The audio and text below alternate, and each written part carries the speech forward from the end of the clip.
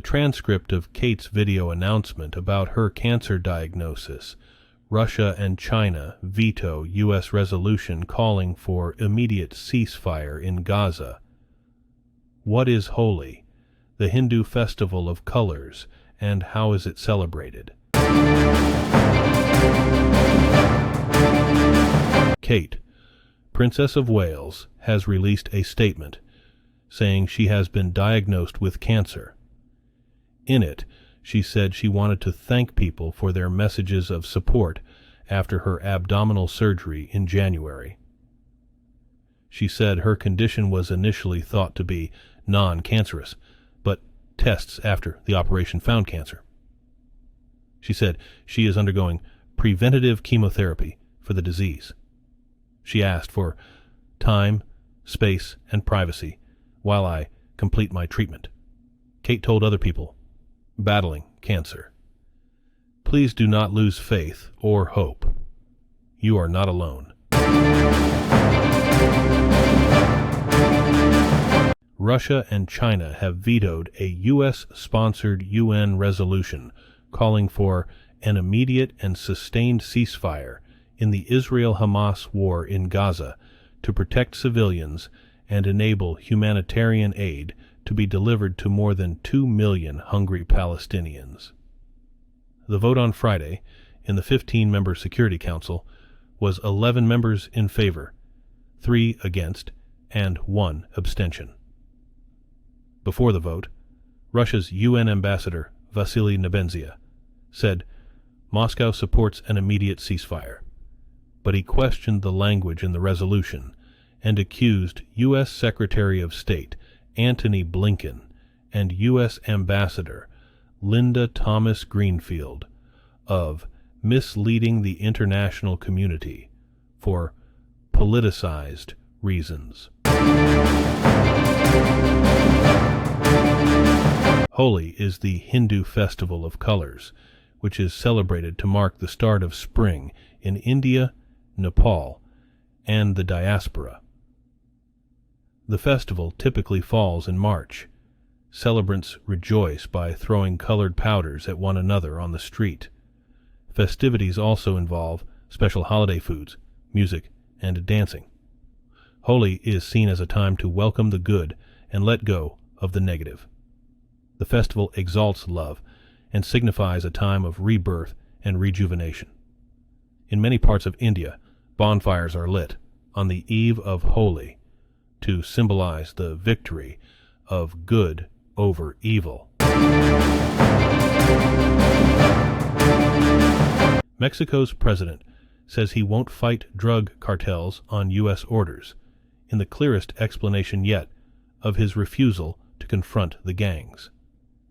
President Andrés Manuel López Obrador has laid out various justifications over the years for his hugs, not bullets policy of avoiding clashes with the cartels. But on Friday, he made it clear it is part of what he called a Mexico First policy. López Obrador basically argued that drugs were a U.S. problem, not a Mexican one. He offered to help limit the flow of drugs into the United States, but only, he said, on humanitarian grounds. A cluster of Bollywood films based on polarizing issues that promote Prime Minister Narendra Modi and his government's Hindu nationalist agenda are coming out. It's just weeks until a national vote that will determine the political direction of the country. Some of these films have been accused of stoking Hindu nationalism at a time when India has seen its religious rifts re-emerge. Under Modi's rule, many filmmakers have embraced inflammatory plots and themes. Various films have been made on bygone Hindu kings, extolling their bravery, with Muslim rulers as villains. Boisterous and action-filled movies about the Indian Army have become box office successes. And political dramas and biopics that eulogize Hindu nationalists and leaders from Modi's party are the norm. UN Secretary-General Antonio Guterres says it's time to truly flood Gaza with life-saving aid and calls the starvation inside the enclave a moral outrage. Guterres calls for an immediate ceasefire between Israel and Hamas. Guterres spoke on the Egyptian side of the border, not far from the southern Gaza city of Rafah.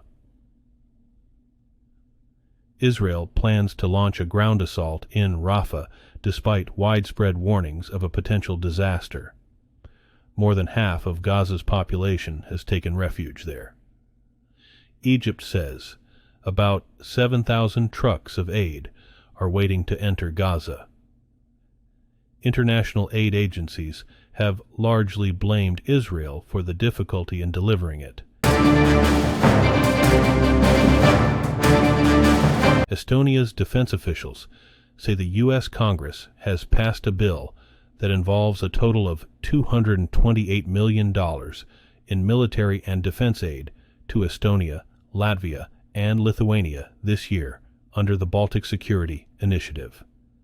The U.S. government funding legislation, including military aid to the 3 Baltic countries, was approved by lawmakers on Friday. All 3 nations are NATO members and neighbors of Russia. Estonian Defense Minister Hanno Pevkur said Saturday that the financial aid enables fast-tracking several military infrastructure and capability development projects in the Baltic region. The Baltic Security Initiative was created in 2020. The U.S. Defense Department supports developing military capability and interoperability of the armed forces of Estonia, Latvia, and Lithuania. Heavy rains in Rio de Janeiro state have killed at least 7 people, while a 4-year-old girl was rescued after more than 16 hours under mud. The girl was pulled out alive Saturday in the city of Petropolis, north of Rio. Rescue teams had to stop their work Friday night because of risks of new landslides in the region. The girl's father died as a house was knocked to the ground. Rescue teams said that she survived because he protected her with his body. 3 more people died in the same place. Mayors in the state and Governor Claudio Castro had alarmed residents of potential problems for the weekend since Thursday. Politicians, dignitaries, and celebrities joined members of the public at a state funeral to honor Brian Mulroney.